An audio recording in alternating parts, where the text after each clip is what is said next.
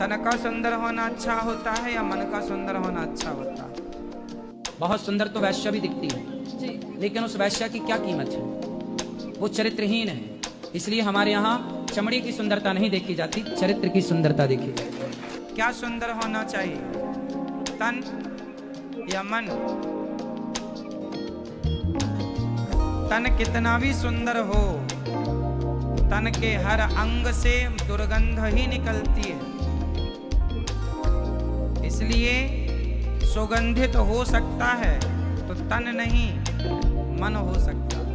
इसलिए मन की मैल जितने जल्दी धुल सको धुल लेना। यदि नहीं धुली तो ये मन की मैल ही धुलने के लिए हमारा बार बार जन्म होता। जाओ अब साफ करके आओ, अब साफ करके आओ, अब मन शुद्ध करके आओ। पर हम शुद्ध ही नहीं करते। हमें भगवान भेजते हैं जाओ मन शुद्ध करना, हम लोग और अशुद्ध कर लेते हैं और मन गंदा। संसार में उलझ उलझ के लड़ लड़ के झगड़ा करके गुस्से क्रोध में आजकल का आदमी डूबा,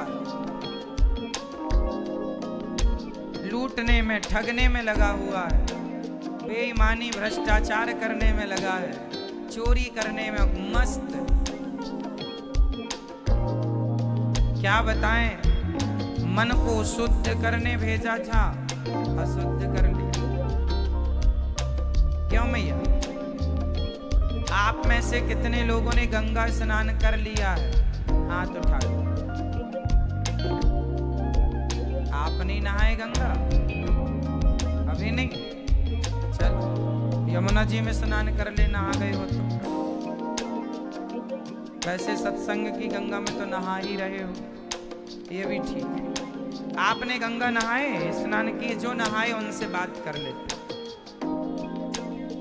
तो आप मुझे ये बताओ कि गंगा जी में कोई नाली का पानी ले जाए, अपने घर की नाली का पानी आप ले जाएं, सीसी में भरकर ढक्कन लगा करके आप गंगा जी में सीसी को डाल दें और 2-4 दिन तक सीसी बिल्कुल डूबी रहे गंगा जल में, और 5वें दिन आप निकाल कर लाएं और घर में सबको पिलाएं, गंगा जी से गंगा जल लाए हैं। कोई पिएगा? बोलो हाँ। नहीं पिएगा। क्यों नहीं पिएगा?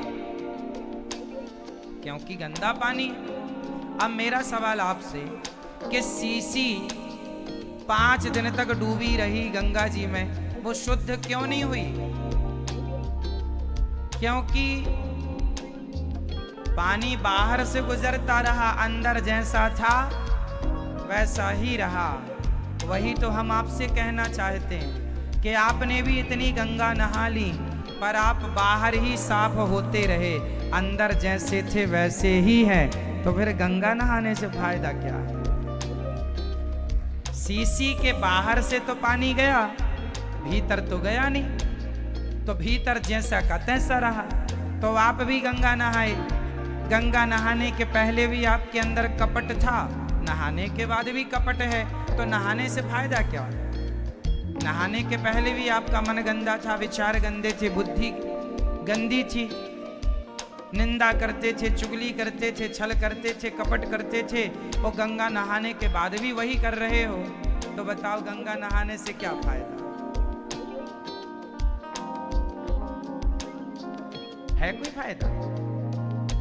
इसलिए गंगा नहाया करो तो गंगा मैया का जल हाथ में लेकर बोला करो, हे माँ जितना पवित्र आपका जल है मेरा मन भी इतना पवित्र हो जाए। हे माँ ऐसी कृपा करो कि मेरा मन भी गंगा की तरह शुद्ध हो जाए, मेरे मन में कपट ना हो, द्वेष ना हो, नफरत ना हो, ईर्ष्या ना हो। आजकल